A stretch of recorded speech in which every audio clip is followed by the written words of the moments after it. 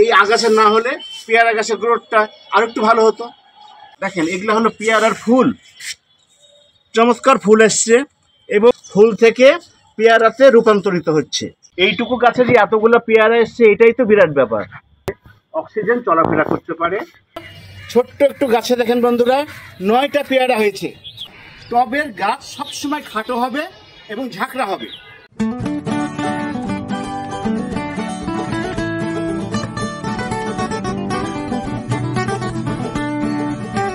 It has been raining cats and dogs.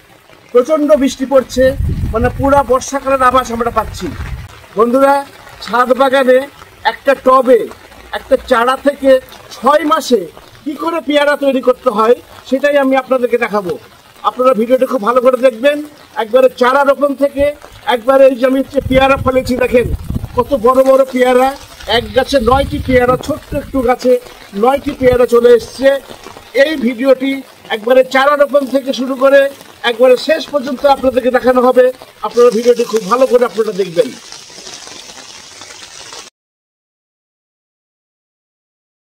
পেয়ারা গাছ করার জন্য একটু বড় টব নেবেন আর মাটির টব নেবেন।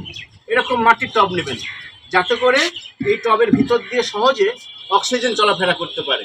সে কারণে আপনারা মাটির টব নেবেন। 10 বাই 12 ইঞ্চির একটা টব নিয়েছি।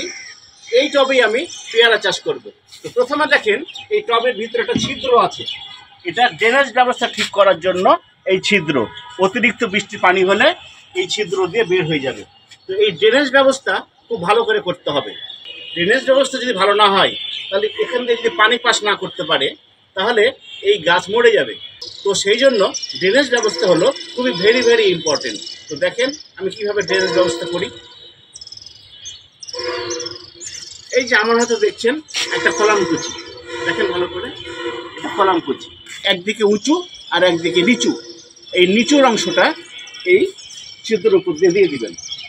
দিয়ে দিলাম। এরপর একটা মশারির নেট এইভাবে ভাঁজ করে এর উপর দিয়ে বিছিয়ে দিবেন। বাস, আমার ড্রেনেজ ব্যবস্থা খুব সুন্দরভাবে হয়ে যাবে। এর মধ্যে দিয়ে সহজেই বেশি পানি পাস করতে পারবে। এখন আমি এই পেয়ারার মাটি তৈরি করার জন্য 60% বা 60% দোআঁশ মাটি, এটা হলো দোআঁশ মাটি। আর এর সঙ্গে নিয়েছি 40% বা 40% হলো কেঁচো সার। আর নিয়েছি ½ কেজি হাড়ের ডাস্ট, 250 গ্রাম নিমখোল। পেয়ারা গাছের পাতা যেন কুঁকড়ে না যায় সেজন্য আমি এখানে 1 চামচ ট্রাইকোডার্মা ফাঙ্গিসাইডের ব্যবহার করব। এই 1 চামচ ট্রাইকোডার্মা ফাঙ্গিসাইড ব্যবহার করলে পেয়ারা গাছের পাতা কুঁকড়াবে না বা কোনো ডিসকালার হবে না, পেয়ারার পাতা থাকবে একবারে সতেজ। এই যে আমার হাতে দেখেন ট্রাইকোডার্মা, এই ট্রাইকোডার্মা 1 চামচ আমি এই মাটির মধ্যে আমি প্রয়োগ করে দিলাম। ভালো করে মিক্সচার করব।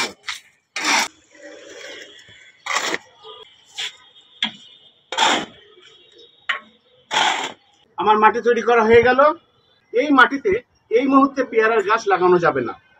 1 মাস পরে আমি এখানে একটি থাই পেয়ারার গাছ আমি রোপণ করব। আমার হাতে যে গাছটি দেখছেন এটা হলো একটি থাই পেয়ারার গাছ। এই পেয়ারার গাছটি আমি এই 10 বাই 12 ইঞ্চি টবের মধ্যে আমি রোপণ করব। তো কীভাবে রোপণ করব দেখেন। তার আগে বলে রাখি, এই পেয়ারা গাছটি আমি বড় একটা নার্সারি থেকে 80 টাকার বিনিময়ে ক্রয় করে নিয়ে আসছি। এরকমভাবে মাটি আমরা একটু ডিপ করে নেব। মোটামুটি 3 ইঞ্চি মাটি আমরা ডিপ করে নেব।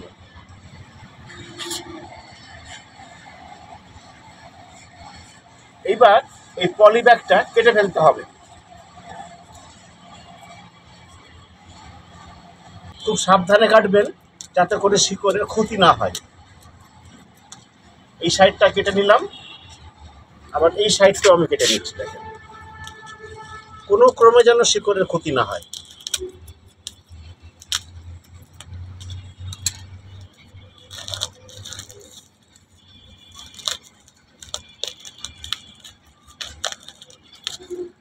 আমি সুন্দরভাবে গাছটিকে আমি বের করতে পেরেছি। এই গাছের মাটিটা খুব শক্ত হয়ে আছে। এটা একটু চামচের সাহায্যে বা যে কোনো ধারালো কিছু জিনিস দিয়ে আঁচড় দিয়ে দিবেন যাতে করে মাটি থেকে শিকড়গুলো একটু বের হয়ে যেতে পারে। দেখেন আমি শিকড়গুলোকে বের করে দিলাম, ভালো করে খেয়াল করেন। এখন এই টবের মধ্যে আমি এটা রোপণ করে দিলাম। মাটিগুলো সাইড থেকে এনে আমি মাঝখানে নিয়ে এসে দিলাম। আমার পেয়ারা গাছটি রোপণ হয়ে গেল। এখন যেটা করতে হবে, এই পলিব্যাগ থেকে এই টবের মধ্যে পেয়ারা গাছটি বসানোর সময় পেয়ারা গাছের রুটগুলি বা শিকড়গুলি শক পেয়েছে, মানে আঘাতপ্রাপ্ত হয়েছে। এই যে আমি যে চামচ দিয়ে ঘষলাম, তারপরে পলিব্যাগ থেকে খুললাম, এতে করে এই পেয়ারা গাছের শিকড়গুলি আঘাতপ্রাপ্ত হয়েছে বা শক পেয়েছে। তো সেজন্য শকগুলোকে রিকভারি করার জন্য বা আঘাতপ্রাপ্ত যে শিকড়গুলি হয়েছে সেগুলোকে রিকভারি করার জন্য এই গাছের গোড়াতে আমি এপসম সল্টের ব্যবহার করব। এপসম সল্ট মানেই হলো ম্যাগনেসিয়াম সালফেট। দেখেন বন্ধুরা, আমার হাতে দেখছেন এপসম সল্ট বা ম্যাগনেসিয়াম সালফেট। এই এপসম সল্ট বা ম্যাগনেসিয়াম সালফেট এক চামচ এই মগের মধ্যে আমি মিশিয়ে নিলাম। এবার এই পানিটাই এই গাছের গোড়ার সাইড দিয়ে আমি দিয়ে দিলাম। বাস, শিকড়ে যে আঘাতপ্রাপ্ত হয়েছে বা শক লেগেছে সেটা আস্তে আস্তে রিকভারি করে নেবে।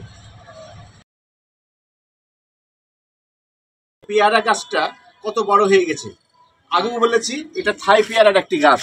এই মুহূর্তে দেখেন আমি এই পেয়ারা গাছের আমি একটু যত্ন করব। দেখেন অলরেডি পেয়ারা গাছের গোড়াতে কত আগাছা হয়েছে, ভালো করে খেয়াল করে দেখেন, বড় বড় আগাছা হয়েছে। এগুলোকে তুলে ফেলতে হবে। এই হাত দিয়ে আমি তুলে ফেলছি। দেখেন এই যে আগাছা, এগুলো সবই তুলে ফেলে দিচ্ছি। এবং পাশ দিয়ে যেগুলো ছোট ছোট আগাছা আছে এগুলো দাউরির সাহায্যে হালকা করে তুলে ফেলবেন, মানে পেয়ারা গাছের শিকড় যাতে কেটে না যায়, এটা আপনারা খেয়াল রাখবেন। অনেকদিন ধরে পরিষ্কার করা হয়নি, এই জন্য আগাছাগুলো অনেক ডিপে চলে গেছে মাটির ভিতরে। আগাছা গাছকে এইভাবে বড় করা যাবে না, ছোট অবস্থাতেই আগাছাগুলোকে তুলে ফেলতে হবে। কারণ এই আগাছাগুলি এই মাটির পুষ্টি অনেক আহরণ করেছে। আর এই আগাছা না হলে পেয়ারা গাছের গ্রোথটা আর একটু ভালো হতো। আমি গোড়াটা পরিষ্কার করে ফেললাম। এখন কি করতে হবে, এখন এর মধ্যে কিছু আমি চাপান সার দেব। কারণ দেখেন অলরেডি দেখেন পেয়ারা গাছে পেয়ারার ফুল আসছে, ভালো করে খেয়াল করেন।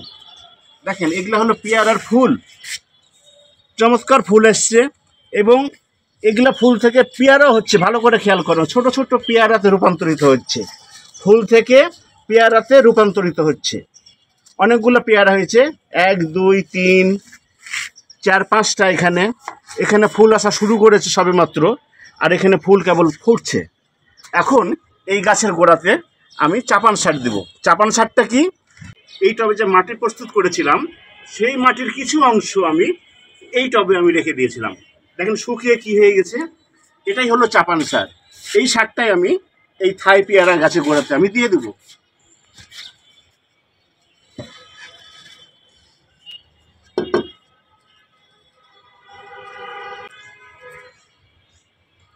দিয়ে দিলাম। এখন ভরপুর করে পানি দিয়ে দিতে হবে।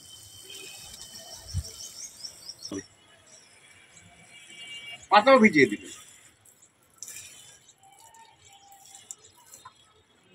এইবার এরকম কাঠি এই সাইড দিয়ে পুঁতে দিতে হবে, যাতে করে পেয়ারার ভারে এই ডালটা যাতে মাটিতে নুয়ে না পড়ে।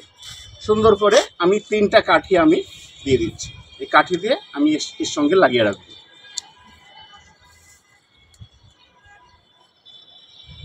পরবর্তীতে এই গাছ কি পর্যায়ে যায় আমি পরবর্তী ভিডিও নিয়ে আমি আবার আসবো।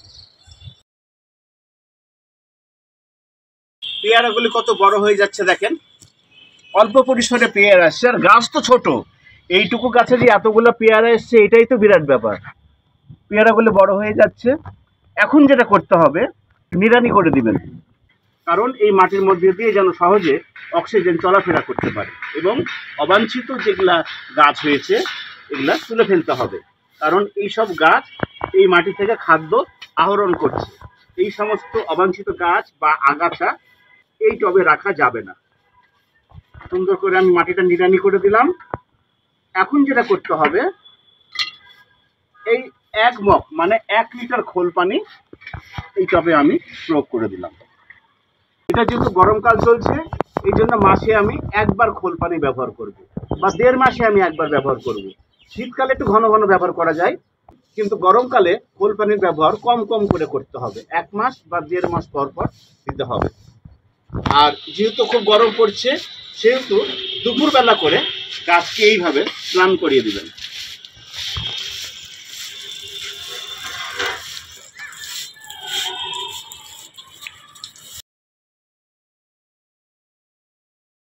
বন্ধুরা দেখেন, পেয়ারাগুলি অনেক বড় হয়ে যাচ্ছে। ভালো করে খেয়াল করে দেখেন, অনেকখানি বড় হয়ে গেছে।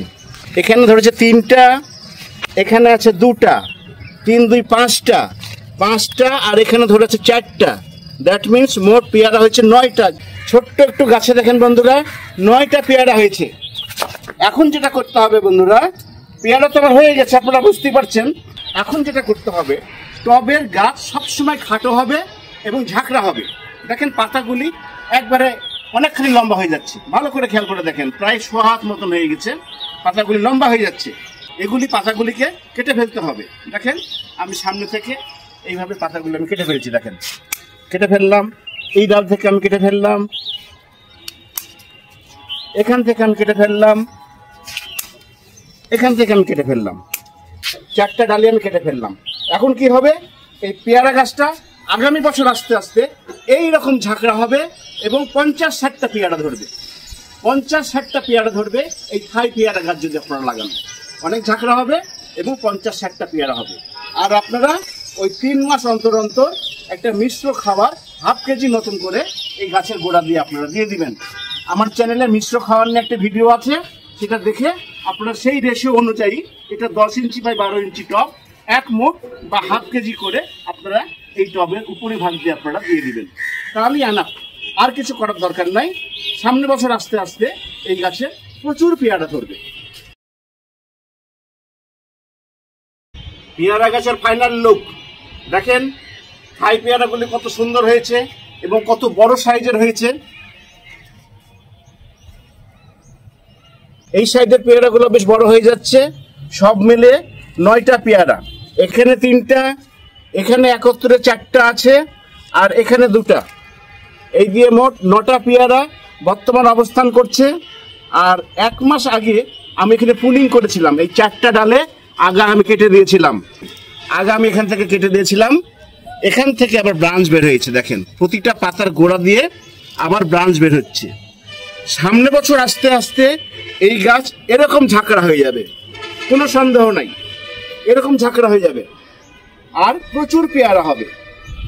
বন্ধুরা আপনারা এইভাবে ছাদে 10 বাই 12 ইঞ্চি টবে আমি যেভাবে মাটি তৈরি করে পেয়ারা তৈরি করে দেখালাম, আপনারাও করবেন, মন একবারে আনন্দে ভরে যাবে।